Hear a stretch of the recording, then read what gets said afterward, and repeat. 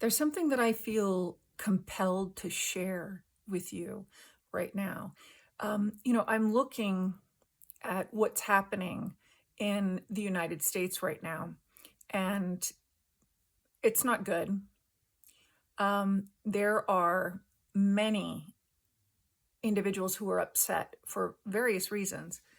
And this isn't going to be a political thing. Okay. It's not where I'm going.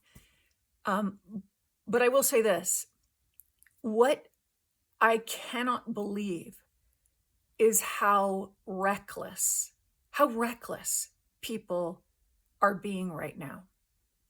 Certain individuals more so than others. But this isn't something that just happened in the past 8 years or 10 years. No, no, no. This has been going on for a while. And just when we here in the United States think that, oh, there's a sort of semblance that's come about, let's think back to Dr. Martin Luther King Jr. and let's think about what he did and how he spoke and how he was for peace for everyone. It didn't matter what skin hue you were. It didn't matter what religion you were. It didn't matter if you were if you were an atheist like I was. He didn't have judgment in what he was saying. He wanted everyone to experience equality. And if you think that this was just limited in the United States and that what he did was just for the US, no, that's not the case. That's not the case at all. You know, it's so upsetting to watch people reacting to the injustices that are happening. And this has been going on throughout the world for thousands of years. Injustices. This is a time, really, truly, like now, that we as a world need to unite. Despite what governments are trying to do to us, the civilians, despite what religion is saying, and religion is a choice. Love divides no one. People do. Organizations do. And it is the people who are, this is what we all have to wake up to. Everyone, no matter where you are. We have been put in to mindsets for thousands of years. This has been going on. We've been put into mindsets of fear because a small percentage convinced us, humanity, that they were trying to govern and then wound up governing them, convinced us to behave a certain way, and then they promised something. I don't care where you are in the world. This is what's been going on for ages. And it's out of control. This is absolutely out of control. And there is no excuse for killing anyone. Zero. There's no excuse. Look, this gets really broad and, well, Megan, how can you say that there's no excuse for killing anyone? An eye for an eye. Look, I don't care if you're reading the Bible, the Talmud, or the Quran, okay? There is no excuse for killing anyone. Jesus never stood for killing anyone. Prophet Muhammad, may peace be upon him, never stood for killing anyone. And I will still stand by this because I met them in heaven. Not one of these individuals, Jesus or Prophet Muhammad, not one of them were judging anyone because they were not from a certain religion, their own, or as we, as humanity, have put them into. okay? They stood for peace, and their motivation was love for everyone.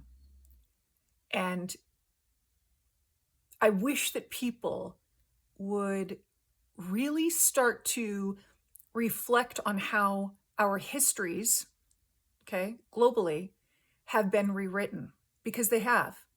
They really have been. And I saw this and learned of it in my near-death experience in 2007. And I'm looking at what's transpiring, going, okay, people are coming out. We're talking. And, some of us are saying things differently, but I think there are a lot more people right now that are stepping forward with the voice of love, as we should be doing, because that is the innate being of who we are. You and you and you and me, and everyone was born as love's perfection, okay? And what has transpired throughout everyone's lives is being raised in a particular religion. And I'm not calling out any particular religion, and I'm not knocking religion, okay? Just hear me out. I'm saying that where there is a corruption, wherever it is, that goes against peace and love for all to benefit all of humanity, it's out of alignment with love. That's it. It's out of alignment. So we are all out of alignment with love, everybody. And there are some who I've met, and I've been graced with their stories to learn that they are trying to get the voice of peace and love into our world and make shifts in our world to better everyone. And, I'm going to share another story. One night, I've had hundreds, over 200 out-of-body experiences, okay? And they started at the end of 2012, and they continued until somewhere like March of 2014 or February of 2014. And one night I was pulled, like 95, actually it was more like 98% of the time, they'd pull me back into heaven. And other times it was just in the clouds. There were meetings in the clouds. I had meetings with God, one-on-one. I had meetings with God, Goddess, Jesus, everybody that was at God's table when I got to heaven in 2007 in my near-death experience. God would arrange how we were going to meet, but the majority of the time I was pulled back into heaven. And one night I was sitting on a park bench, and it was in this open field where green grass, there were trees, it was like a big park. And across the yard, like a big field, there was an outdoor amphitheater, and they were setting up, whoever they were that were working in heaven there, they were setting up for a concert.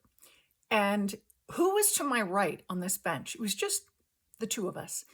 It was Moses. Now, I was raised Catholic, but we are not required to read the Bible, okay? I never was.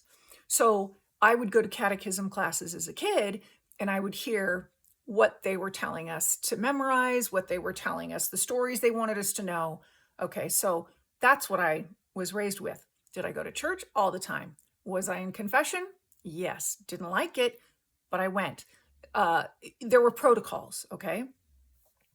But here I am sitting next to Moses on this bench, and I didn't know anything about him.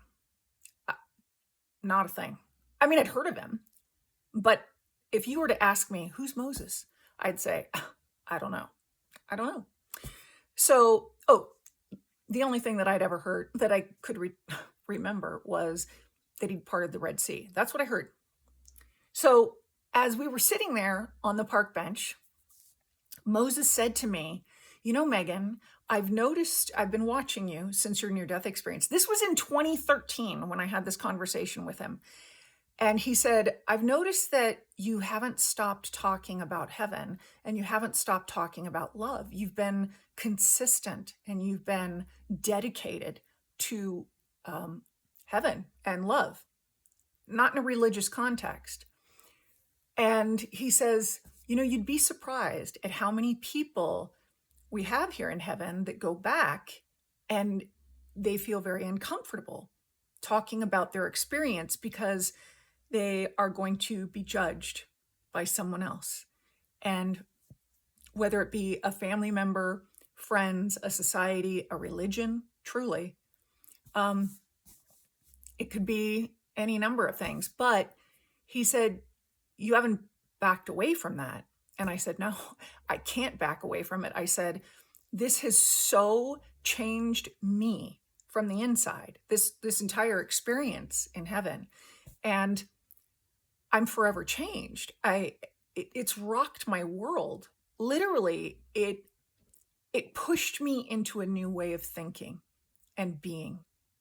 And it started to teach me how to be within myself. So we had this long conversation. Do I remember the whole conversation? No, because I'm not allowed.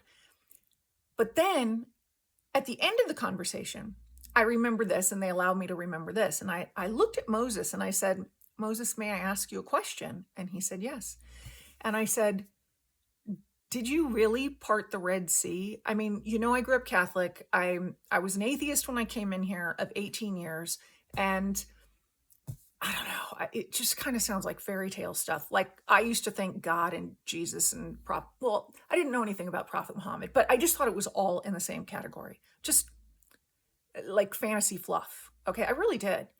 And I thought, okay, well, if this is how people are gonna tell themselves that they can be okay or however they want to self-soothe, I guess, this is a way to think. So he said, I said, did you really part the Red Sea? And he said, yes. And I said, wait, Moses, how would you, I don't understand. How can you part the Red Sea? I mean, you were human. And he said, Megan, I want you to understand something. He said, the humanity that you are living in and experiencing right now is part of 1%. And I'm listening.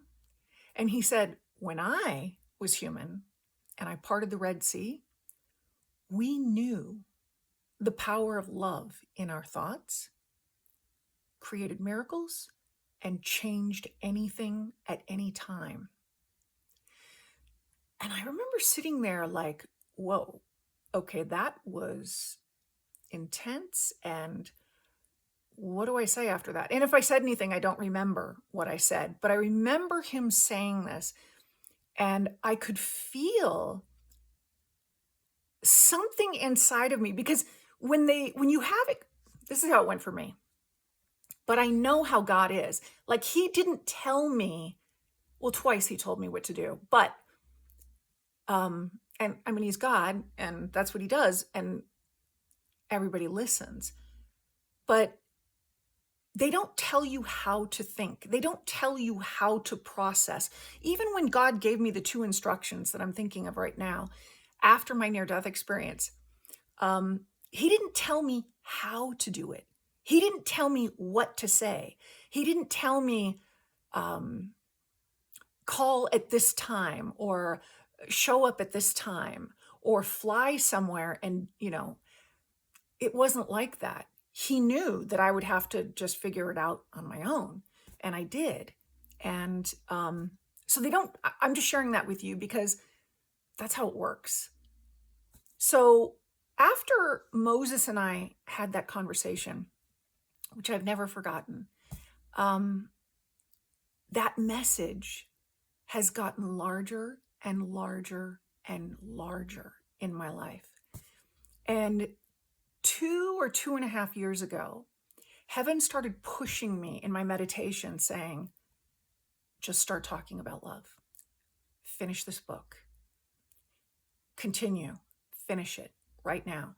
And I'm like, okay, all right, all right. So I've been working on it, and I've been teaching love, and I have been sharing stories of my NDE. And there are those who think that I'm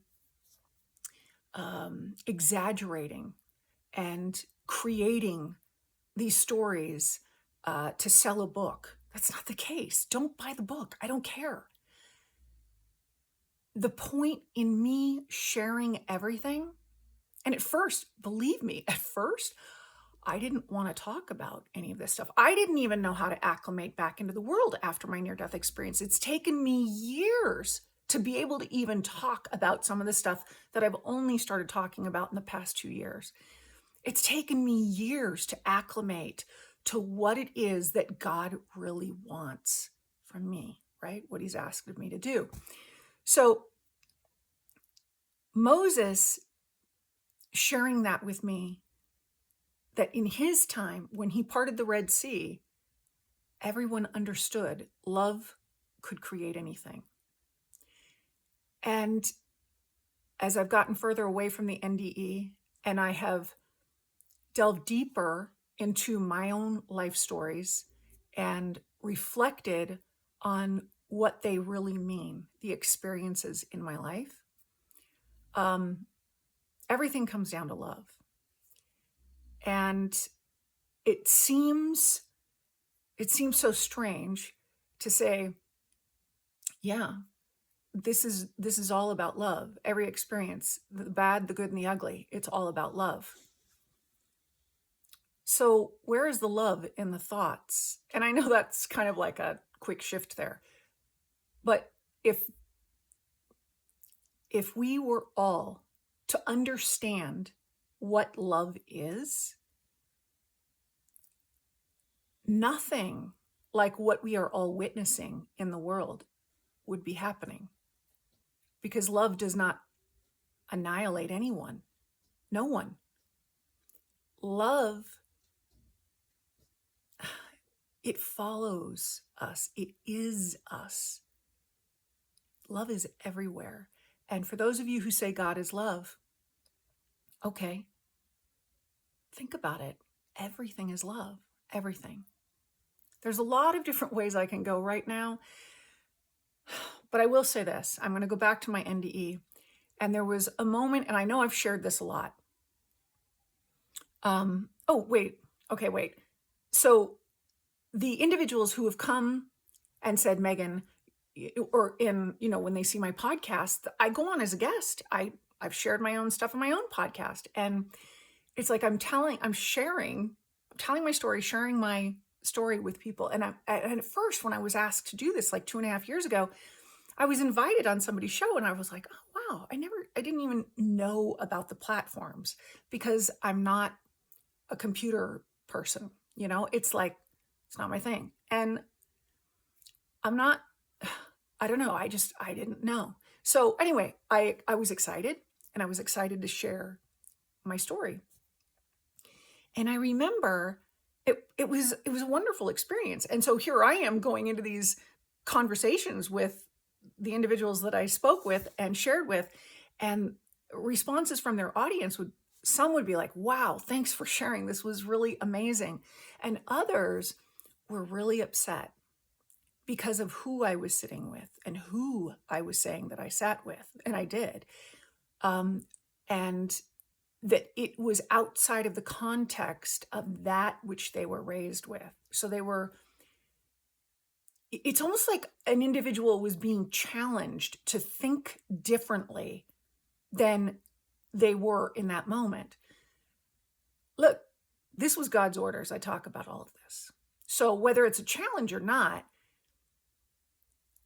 you don't have to listen. You can turn me off, but I invite you to listen, because all I'm saying is everything was about love. So getting back to my NDE again, when I was sitting with Jesus, we had to watch 3 life reviews, but it was world reviews, okay? So in the 1100s, I'm watching this in heaven.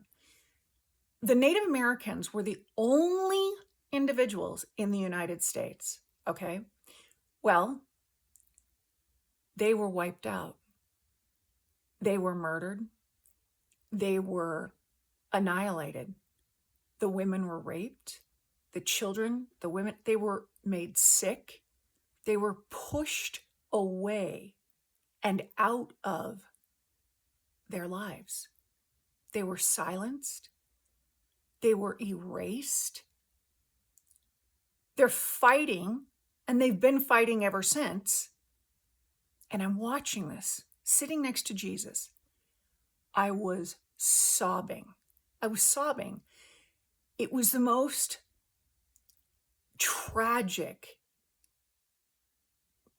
thing to witness, because the greed and this insane desire to have such a power over people destroyed lives, literally, and has ever since, generationally, for thousands of years. So then after that, I had to watch World War II. And it's like watching, literally watching from above, but I'm watching it on, think of like a movie screen, okay? And I'm watching and watching and watching all of these different viewpoints of it, but it was absolutely bloody and horrific. And one individual was so insane that he ignited insanity in others to hate as much as he did. And he destroyed lives again. This time it was the Jews. But I'm going to add in here that he also went after the elderly. He went after the handicapped. He went after anyone that he desired to go after. Then, I'm still crying through that. Then I had to watch Dr. Martin Luther King Jr. and the Civil Rights Movement. Now, I watched blacks being hung.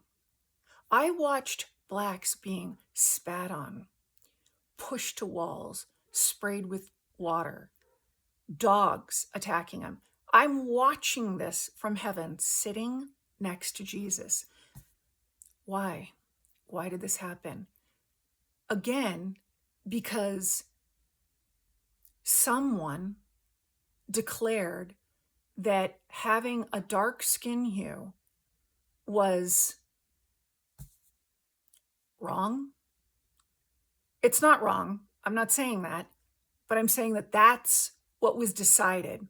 And I'm just going to use that word because there's so much in that. But hate, it was just fed further and further and further. And what's happening? What's happening in our world? Well, it's been happening. It's been happening for so long, for hundreds of years. Blacks are created just as everyone else is created, with the highest and holiest frequency of love, and do not deserve to suffer.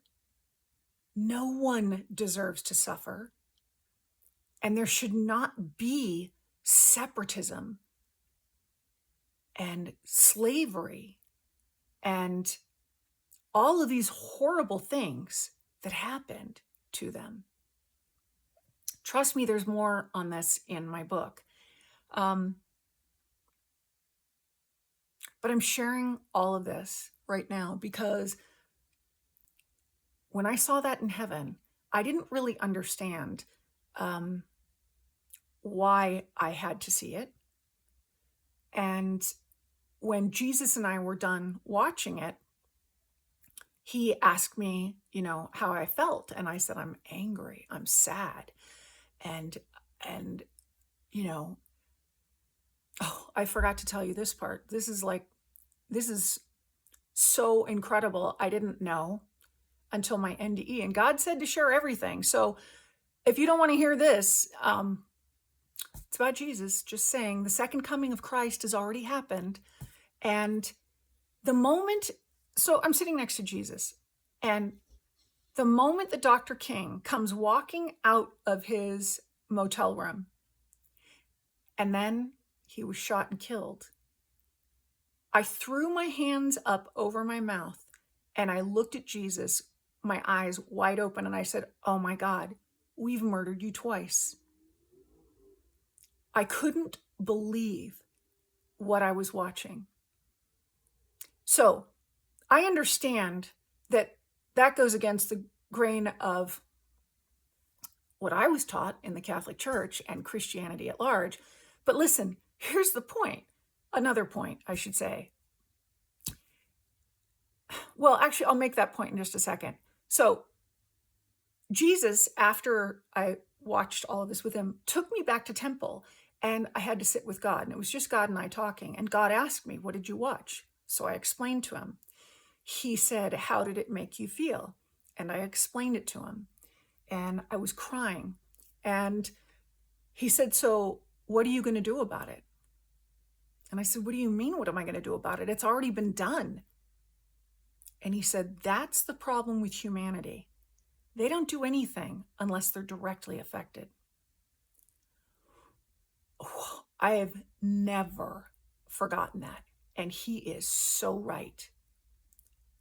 Every single one of us has been directly affected generationally because of these things that have been going on. But you know what? We've all allowed it. Yeah, we've all allowed it. And we're all guilty of looking the other way.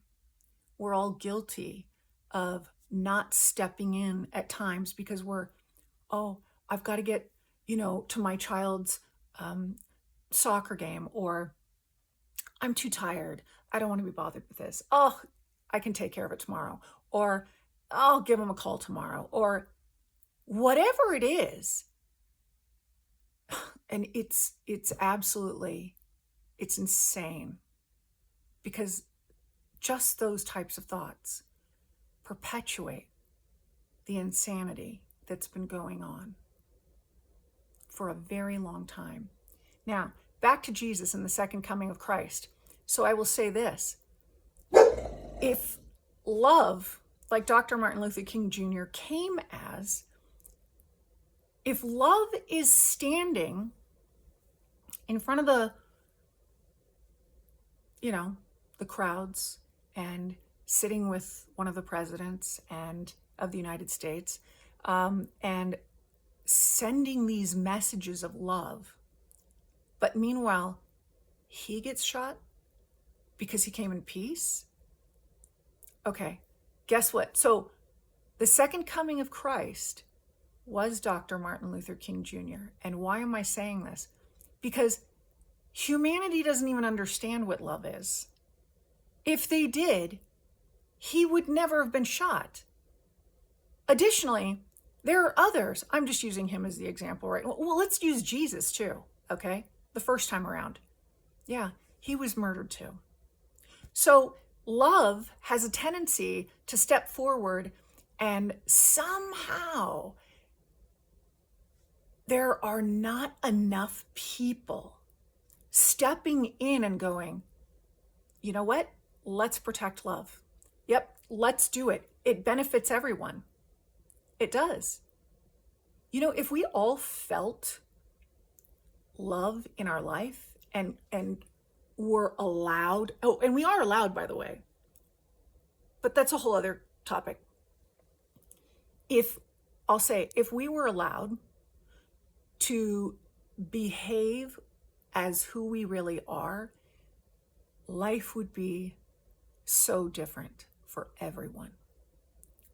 Okay, so this is a lot of information that I'm giving and I'm sharing here. And really, I can go on and on and on, because there's so much that I'd experienced in heaven. And there are so many moments in the past 18 years that I have evolved even more. And because of the wisdom of love that I learned in heaven. So, listen, I want us all to not go into a place of more rage and more anger. I want us all to become wise with love and respond, don't react. I mean, sometimes there's a reaction necessary. I get that. But we don't have to kill another in order to make a point. It's not okay. It's not okay. And if you don't think that World War III is coming, I think it's already here. I think it's already here. I will say that.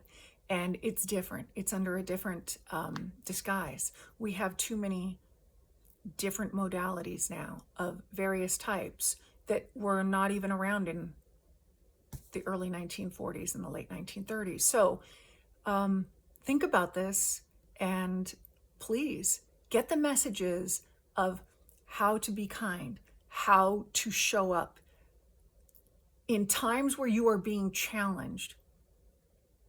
Show up with the strength to stay firm in creating peace for everyone.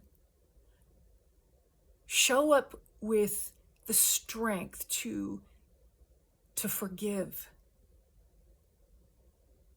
and not to continue to hate and pass it on to the next generation and the next generation. Not to allow it in the churches that are claiming to be, God-fearing. Listen, if you were God-fearing, you wouldn't be annihilating anyone. No, that's not what happens. And if you think, because I've seen it, I've lived it, in heaven, there are laws, okay? There's lots of laws that they have to follow. And one of them is the love laws. And do I have it? Absolutely. You'll have to stay tuned because they're visuals. And they're words as well, but they are adhered to. And these are the only rules that are ever adhered to protect love at all costs. So please protect love at all costs.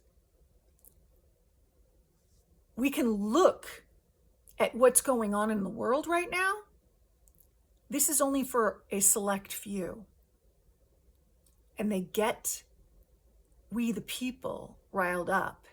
And what we the people throughout the world need to remember is that God did not create war.